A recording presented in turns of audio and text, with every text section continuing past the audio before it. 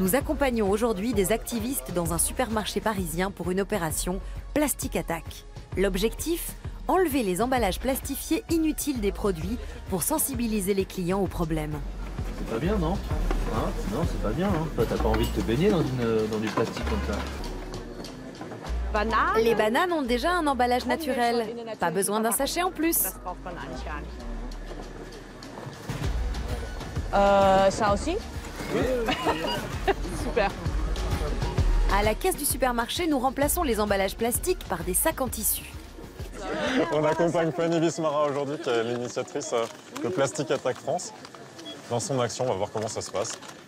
Et Fanny, tu es l'initiatrice de Plastic Attack France. Quel est le but de ton organisation? Nous, le but, c'est de sensibiliser les clients déjà au problème du plastique, à l'impact du plastique, que ce soit sur la santé, l'environnement, etc. Et c'est aussi qu'ils consomment moins de plastique et quand ils en ont, déjà qu'ils les laissent à la charge des distributeurs. En fait, par ces actions-là, on veut qu'il y ait un impact sur les distributeurs et les industriels pour bouger les lignes plus rapidement. Et une Plastic Attack chez vous, comment ça se passe normalement?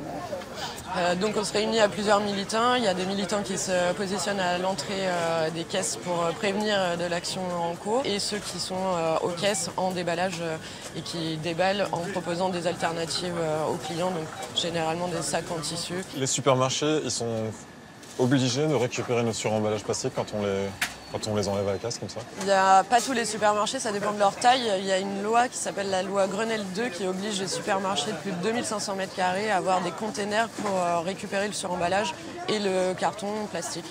J'ai jamais vu de container au supermarché, moi. Effectivement, il y a peu de supermarchés qui sont en règle. Donc il y a entre 10 et 20% qui sont en règle et la plupart ne le sont pas. Alors des fois, ils disent qu'ils ne sont pas au courant. Mais nul n'est censé ignorer la loi. Je suis assez surpris parce que les clients se laissent faire. On a le droit de désemballer leurs courses. Les mentalités changent depuis les premières actions de Plastic Attack. Oui, effectivement, au début, il y avait quelques personnes qui participaient, mais il y en avait quand même peu. Et maintenant, c'est la quasi-totalité des personnes qu'on sensibilise et qu'on questionne. Il n'est pas trop tard pour changer nos habitudes? Il n'est jamais trop tard pour faire moins pire. Mais là, on est en train de réellement faire une plastosphère. On est en train de modifier complètement notre environnement. Il y a du plastique partout, sur la banquise, sur l'Himalaya. Il y en a absolument partout. Il y en a dans toutes les nappes phréatiques du monde.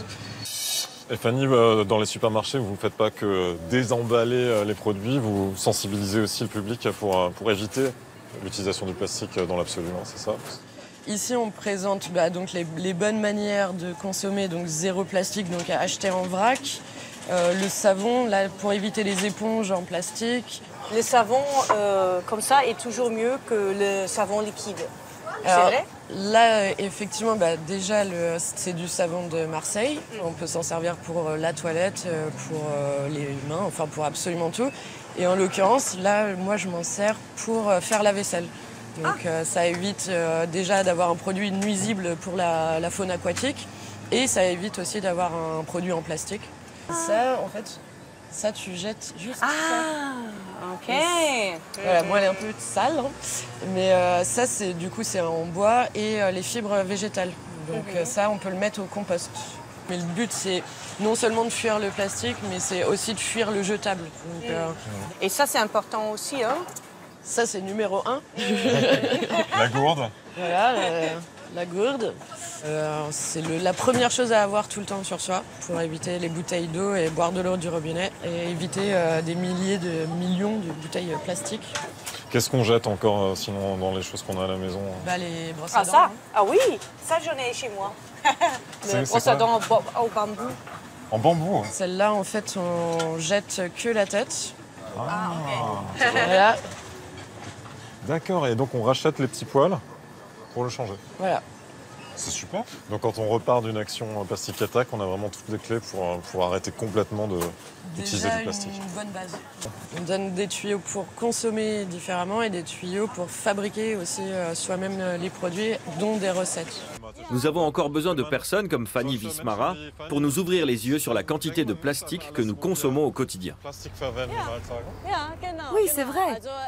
Maintenant, je suis bien plus sensible à cette problématique et je promets d'être plus vigilante à l'avenir. D'ailleurs, j'ai bien envie de commencer à fabriquer moi-même certains produits sans emballage. Par exemple, mon propre savon ou ma propre lessive. Et Fanny, tu vas utiliser cette petite boule de plastique avec tout le plastique qu'on a collecté aujourd'hui pour les prochaines actions? Ouais, je pense que ça va nous faire une nouvelle mascotte. La nouvelle mascotte de Plastic Attack. La plastosphère. La plastosphère. C'est impressionnant quand même. Hein. Ja, also das hier. Ce n'est donc qu'une toute petite partie de ce que nous avons récupéré, rien qu'aujourd'hui et dans un seul supermarché. Normalement, Fanny laisserait tout ce plastique sur place. Mais aujourd'hui, nous en faisons une sculpture que nous allons faire rouler à travers les rues de Paris pour dire aux gens « Regardez, si on continue ainsi, voilà à quoi ressemblera notre planète. » Oui, ce serait une catastrophe. Et il faut l'éviter à tout prix. Vous aussi dites non au plastique. À bientôt. Bravo Fanny. Merci beaucoup. À la prochaine. Restez curieux.